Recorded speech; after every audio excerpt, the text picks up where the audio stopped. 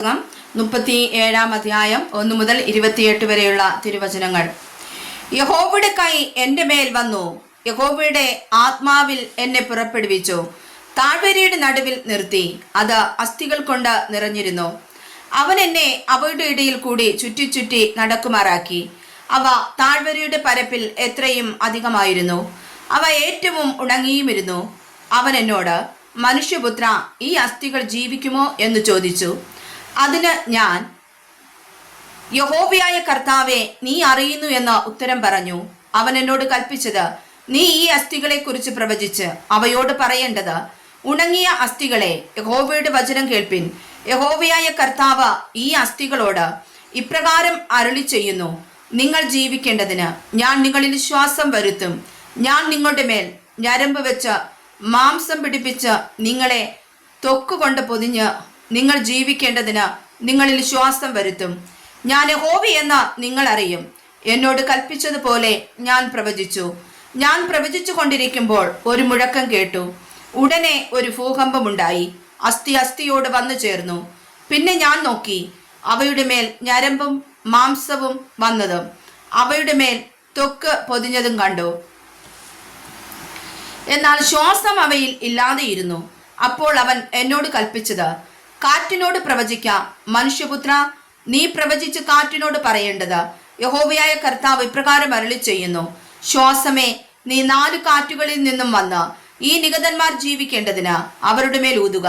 അവൻ എന്നോട് കൽപ്പിച്ചതുപോലെ ഞാൻ പ്രവചിച്ചപ്പോൾ ശ്വാസം അവരിൽ വന്നു. അവർ ജീവിച്ച് ഏറ്റവും വലിയ സൈന്യമായി നിവർന്നു നിന്നു. പിന്നെ അവൻ എന്നോട് അരുളി ചെയ്തത്, മനുഷ്യപുത്ര, ഈ അസ്ഥികൾ ഇസ്രായേൽ ഗൃഹമൊക്കെയും ആകുന്നു. ഞങ്ങളുടെ അസ്ഥികൾ ഉണങ്ങി, ഞങ്ങളുടെ പ്രത്യാശയ്ക്ക് ഭംഗം വന്നു, ഞങ്ങൾ തീരെ മുടിഞ്ഞിരിക്കുന്നു എന്ന് അവർ പറയുന്നു. അതുകൊണ്ട് നീ പ്രവചിച്ച് അവരോട് പറയേണ്ടത്, യഹോവയായ കർത്താവ് ഇപ്രകാരം അരുളി ചെയ്യുന്നു, എൻ്റെ ജനമേ, ഞാൻ നിങ്ങളുടെ ശവക്കുഴി തുറന്ന് നിങ്ങളെ ശവക്കുഴിയിൽ നിന്ന് കയറ്റി ഇസ്രായേൽ ദേശത്തേക്ക് കൊണ്ടുപോകും. അങ്ങനെ എൻ്റെ ജനമേ, ഞാൻ നിങ്ങളുടെ ശവക്കുഴി തുറന്ന് നിങ്ങളെ ശവക്കുഴിയിൽ നിന്ന് കയറ്റുമ്പോൾ ഞാൻ യഹോവയെന്ന് നിങ്ങൾ അറിയും. നിങ്ങൾ ജീവിക്കേണ്ടതിന് ഞാൻ എൻ്റെ ആത്മാവിനെ നിങ്ങളിലാക്കും. ഞാൻ നിങ്ങളെ സ്വദേശത്ത് പാർപ്പിക്കും. യഹോവയായ ഞാൻ അരുളി ചെയ്തു നിവർത്തിച്ചുമിരിക്കുന്നു എന്ന് നിങ്ങൾ അറിയുമെന്ന് യഹോവയുടെ അരുളപ്പാട്. യഹോവയുടെ അരുളപ്പാട് എനിക്കുണ്ടായതെന്തെന്നാൽ, മനുഷ്യപുത്ര, നീ ഒരു കോലെടുത്ത് അതിന്മേൽ യഹൂദായ്ക്കും അവനോട് ചേർന്നിരിക്കുന്ന ഇസ്രായേൽ മക്കൾക്കും എന്ന് എഴുതി വെക്കാം.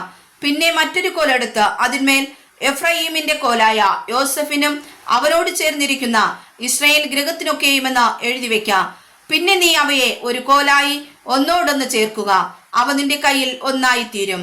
ഇതിന്റെ താല്പര്യം എന്തെന്ന് നീ ഞങ്ങളെ അറിയിക്കുകയില്ലയോ എന്ന് നിന്റെ സ്വജാതിക്കാർ നിന്നോട് ചോദിക്കുമ്പോൾ നീ അവരോട് പറയേണ്ടത്, യഹോവയായ കർത്താവ് ഇപ്രകാരം അരുളി ചെയ്യുന്നു, ഞാൻ എഫ്രയീമിന്റെ കയ്യിലുള്ള യോസേഫിൻ കോലിനെയും അവനോട് ചേർന്നിരിക്കുന്ന ഇസ്രായേൽ ഗോത്രങ്ങളെയും എടുത്ത് അവരെ അവനോട് യഹൂദായുടെ കോലിനോട് തന്നെ ചേർത്ത് ഒരു കോലാക്കും.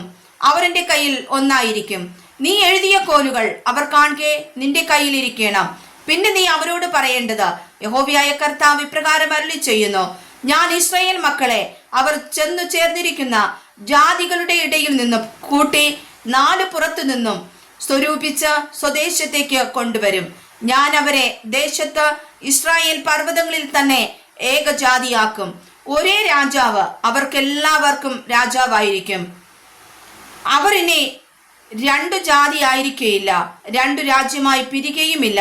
അവർ ഇനി വിഗ്രഹങ്ങളാലും മ്ലേച്ഛതകളാലും യാതൊരു അതിക്രമത്താലും തങ്ങളെ തന്നെ മലിനമാക്കുകയില്ല. അവർ പാപം ചെയ്ത അവരുടെ സകല വാസസ്ഥലങ്ങളിലും നിന്ന് ഞാൻ അവരെ രക്ഷിച്ച് ശുദ്ധീകരിക്കും. അങ്ങനെ അവർ എനിക്ക് ജനമായും ഞാൻ അവർക്ക് ദൈവമായും ഇരിക്കും. എൻ്റെ ദാസനായ ദാവീദ് അവർക്ക് രാജാവായിരിക്കും. അവർക്കെല്ലാവർക്കും ഒരേ ഇടയൻ ഉണ്ടാകും. അവർ എൻ്റെ വിധികളിൽ നടന്ന് എൻ്റെ ചട്ടങ്ങളെ പ്രമാണിച്ച് അനുഷ്ഠിക്കും. എൻ്റെ ദാസനായ യാക്കോബിന് ഞാൻ കൊടുത്തതും നിങ്ങളുടെ പിതാക്കന്മാർ പാർത്തിരുന്നതും ആയ ദേശത്ത് അവർ പാർക്കും. അവരും മക്കളും മക്കളുടെ മക്കളും എന്നേക്കും അവിടെ വസിക്കും. എൻ്റെ ദാസനായ ദാവീദ് എന്നേക്കും അവർക്ക് പ്രഭുവായിരിക്കും.